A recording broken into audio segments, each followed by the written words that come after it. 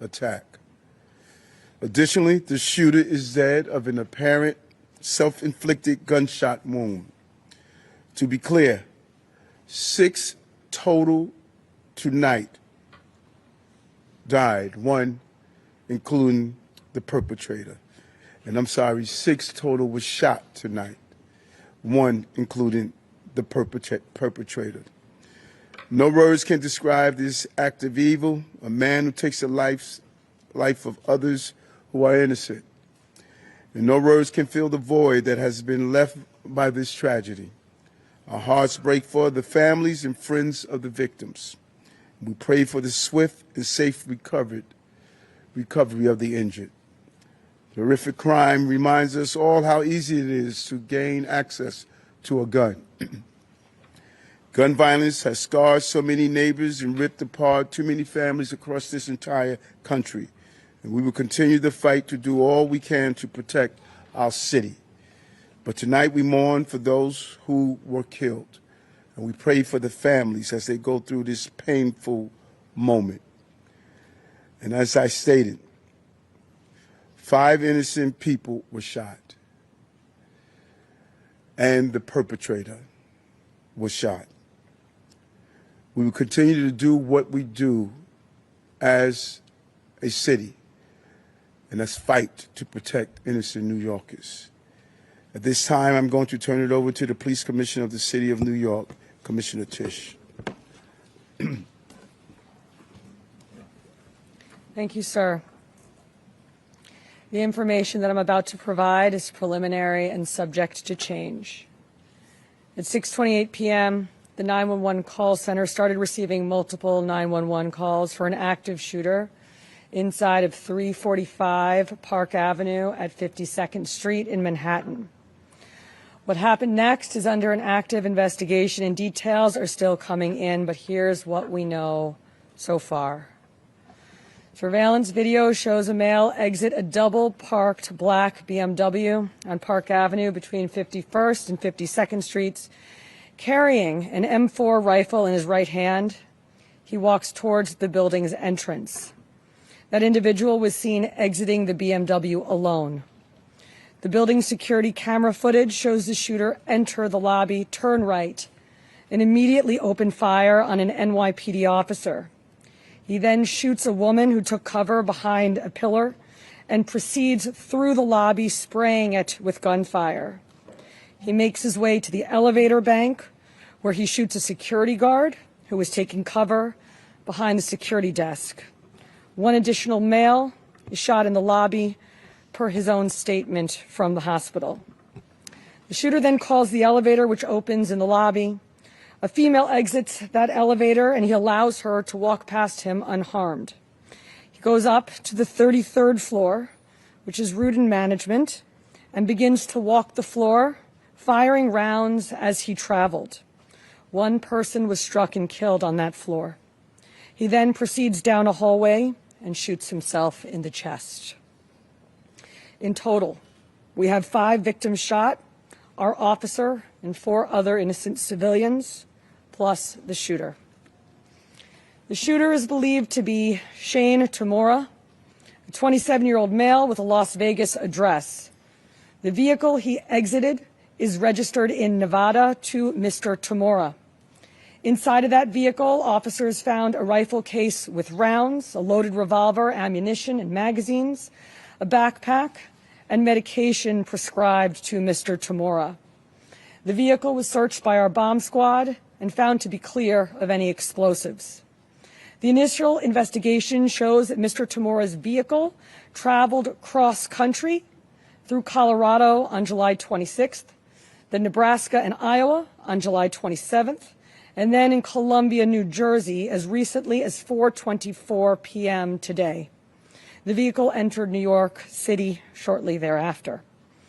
According to our law enforcement partners in Las Vegas, Mr. Tamura has a documented mental health history. His motives are still under investigation, and we are working to understand why he targeted this particular location. 345 Park Avenue is a commercial office building whose tenants include the NFL, Root and Management, KPMG, and Blackstone. At this time, 4 of the 5 victims are deceased, including our NYPD cop. Our officer was transported here to New York Presbyterian along with 1 male civilian, the lone shooting survivor, who is in critical but stable condition at this time. 2 other civilians, 1 male and 1 female, both deceased, were brought to Bellevue. The 4th civilian is a female who was found dead on the 33rd floor of the location. Additionally, there are 4 other victims being treated for minor injuries sustained in their attempts to flee the scene. Victims' names are being withheld at this time, pending family notification. Officers from our Special Operations Division are currently conducting a secondary sweep of the entire building. I want to be very clear. We believe this to be a lone shooter, and there is no longer an active threat to the public. But today, 4 innocent victims are dead. Among them is NYPD police officer Didarul Islam, 36 years old, 4 years on the job. Officer Islam was married with 2 young boys, and his wife is pregnant with their 3rd child. He's assigned to the 4-7 precinct in the Bronx. He was doing the job that we asked him to do.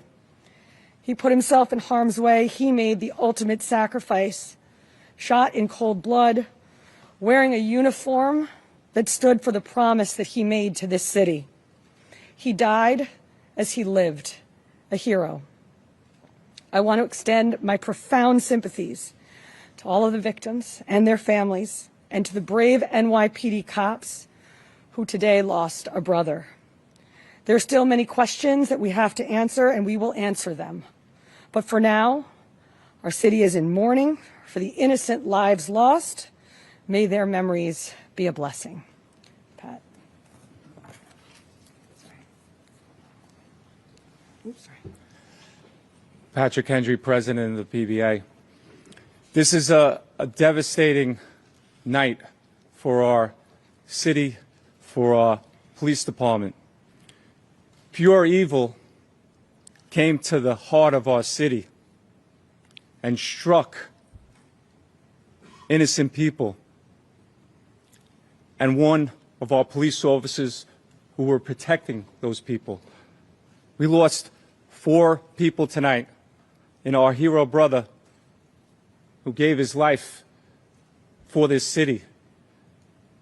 He was a hardworking police officer who was proud, we know, from hearing from his family, to put on that uniform and shield of a New York City police officer every day and went out and did his job. And he went out every single day to provide for his family, whether it was overtime or whatever he had to do to provide for this family. That's what he did on a daily basis. And his family is devastated. A wife losing a husband who provided for that family. A father who's not going to see his son again. And our hearts of every New York City police officer right now is hurting. We're hurting for our brother police officer who we lost. We're hurting for that family. We're hurting for all the victims and hurting for all the families of the victims. And we're all asking, why? Why did pure evil come here? And we know our police department and our law enforcement partners will work tirelessly to get those answers. But now our job as police officers is to be there for this family, to support them in any way that we can, to come together as a city, to be there for these families of the victims. And we will continue to do that, because that's what New York City police officers do. And we're going to continue as police officers to go out and protect this city, because we know that evil can strike at any time. But police officers are willing to risk their lives to protect everyone in this room and protect everyone in this city. So we ask all New Yorkers to pray for our police officers' family, to pray for all the victims and their families. And we need to stand united going forward. We thank you for covering this story. Yeah, we are also joined by our federal partners from the ATF and the FBI. I want to give an opportunity to our partner in the FBI, a special agent in charge of the New York City Field Office, Chris Rea. Thank you, Mayor. First off, on behalf of all the men and women of the FBI, I'd like to extend my deepest condolences to the victims of this senseless tragedy.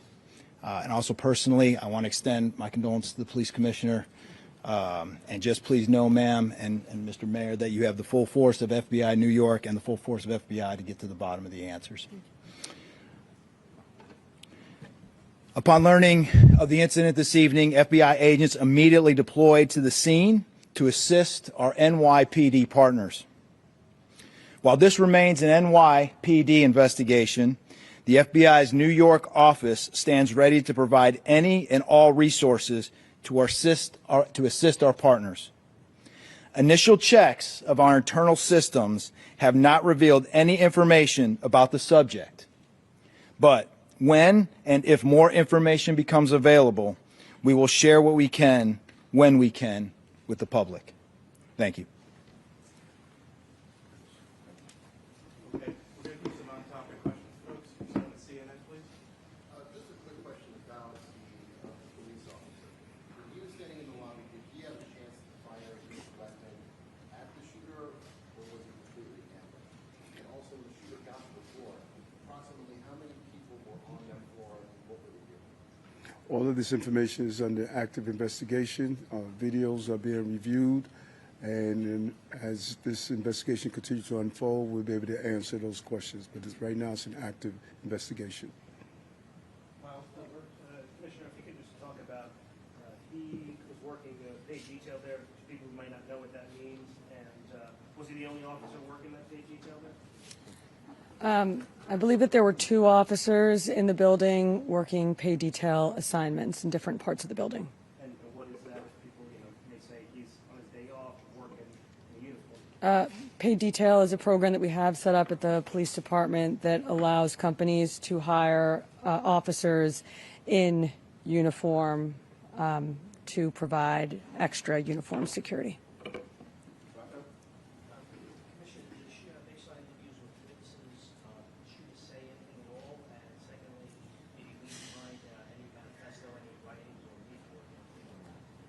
I already described what we found in the vehicle, and it's too early in the investigation to discuss anything more.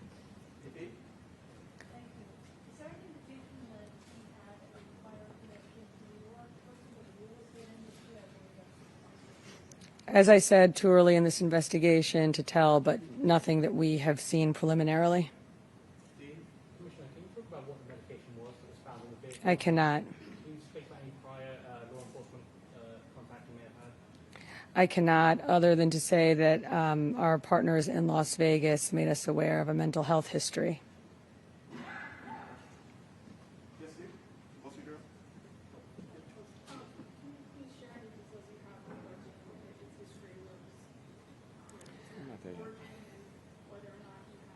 Just what I said already. It was an M4 rifle, and we also found a revolver in the vehicle with ammunition and magazines. He did have a license in the state of Nevada. Your one? Was there any intelligence indication that this patient was at risk beforehand, and are you considering this a targeted attack or an act of terrorism? At this time, it's too early in the investigation to tell. Thank you, everyone.